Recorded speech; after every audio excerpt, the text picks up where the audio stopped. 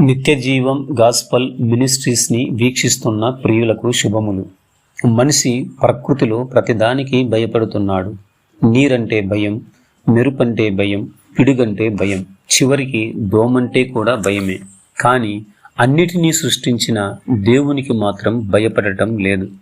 ఆనాడు బ్రతకడానికి సమస్తం ఉన్నా కూడా అబ్రహాం గారు దేవునికి భయపడ్డాడు.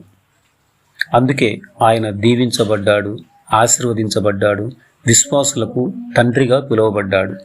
భయపడటము అంటే దేవునికి లోబడటం, దేవునికి విధేయత చూపించడం, దేవుణ్ణి గౌరవించడం.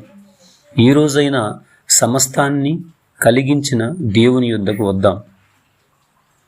దేవుడు మనమలను ప్రేమిస్తున్నాడు.